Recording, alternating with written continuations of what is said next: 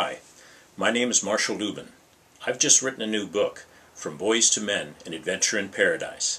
I'm going to make a video of myself reading excerpts from each chapter and post them every 2 weeks on YouTube. I'll also include original pictures from the trip. So if you're interested, come along with me. I'm going to take you on a trip around the world and the adventure of a lifetime. Ready to go? Excerpts from Chapter 1, Leaving on a Jet Plane.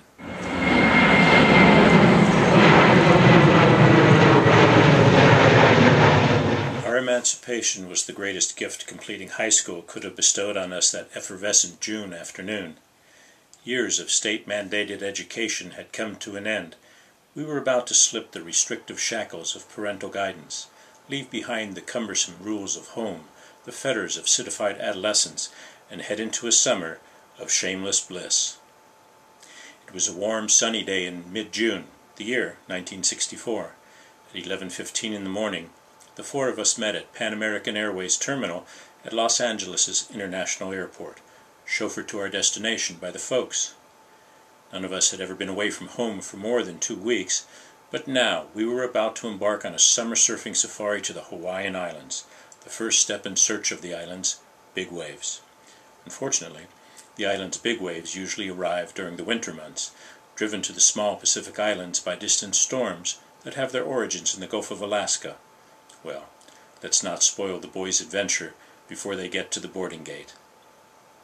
What two of us couldn't know was that a serendipitous turn of events would land us in the adventure of a lifetime, circumnavigating the planet at a time when the world was at relative peace. During the next 2 years, Charles and I would sail to places we'd never heard of, meet people on islands we didn't know existed, and hear numerous languages we could not understand. As a youth, I always seemed to be clashing with school authorities. Either my curly brown hair was too long, my shirt was worn outside my pants, or I wore tennis shoes in place of Oxfords.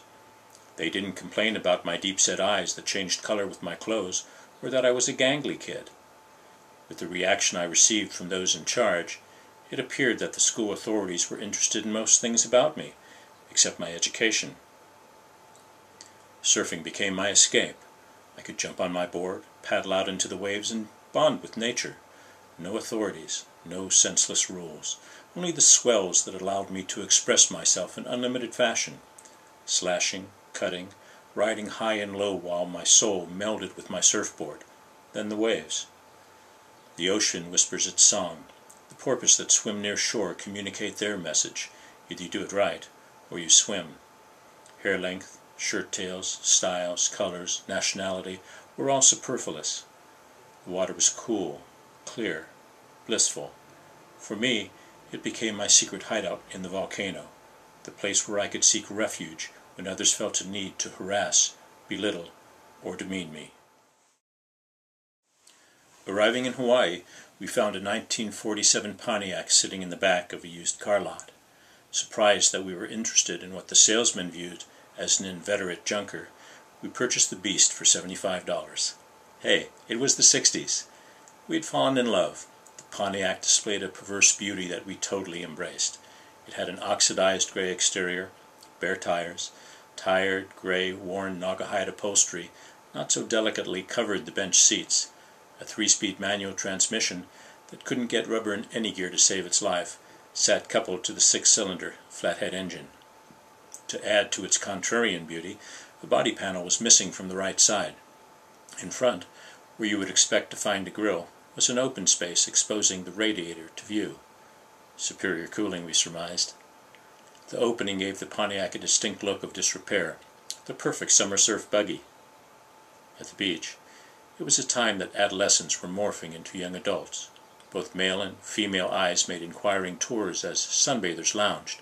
The scent of hot bodies lathered with tanning lotion wafted across the sand, floating on the afternoon's light ocean breezes. The heat of the tropics increased hormonal reaction rates. Pheromones pinged off umbrellas, chairs, lounges, and each other. Unable to restrain their testosterone surges, most young males laid face down in the sand. Having met some girls on the beach, we shared dinner, and later we would stroll along the shore. The star-soaked sand reflected the floodlights of beachfront hotels, the outrigger, Royal Hawaiian, in the Hilton Hawaiian Village. It was incredibly romantic. The sound of the surf breaking just offshore, a sky-filled celestial nightclub of dancing stars overhead, and one of the most beautiful beaches in the world. It was difficult not to fall in love, even if it was only for the summer. In our nocturnal deliberations with our Samoan neighbors, and without trying to appreciate the great beaches we visited, discussion turned to other places to surf. The neighbors spoke lovingly of their homeland and the beautiful beaches, the great waves, and the families they had left behind in Samoa. They suggested going to Pago Pago, pronounced Pango Pango, located on the island of Tutuila, to search out more and perhaps better surfing spots where we could ride uncontested, tube-shaped swells all day long, every day. Neighbors verbally painted vivid pictures that told of the enchanting seaside villages, populated by beach houses floored with local hardwoods. The walls were made of woven palm fronds that could be lowered to protect the inhabitants from the rain and wind, and raised to allow the mid-afternoon breeze to cool the indoors.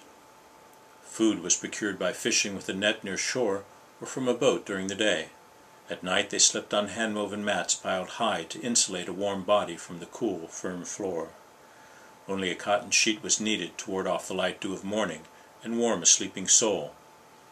They spoke of picking breadfruit from nearby trees. Mango, papaya, and guava also grew wild on the island, and goat cheese that could be bought or traded for fish from a neighbor. The cheese came wrapped in a banana leaf, fastened with a cord improvised from a native vine. Seeing the lights of discovery flashing in our eyes, the neighbors intuitively understood we were interested in venturing farther into the South Pacific. They offered to write a letter of introduction to their family, still living in Samoa. They told us that the family would meet us at the airport, take us home, and give us a place to live until we could find our own way. The hospitality of the islands would be extended to us unconditionally and for as long as necessary. The neighbors stated that things were pretty cheap in Samoa, and our $20 would go far. Actually, we were told that we wouldn't need any money, that the hospitality of the islands would care for us. Well, at this point, any sane person might think we were delusional. But hey, it was the 60s. We were only 17 and had no pressing appointments on our calendars. Come back in 2 weeks for excerpts from Chapter 2. See you then.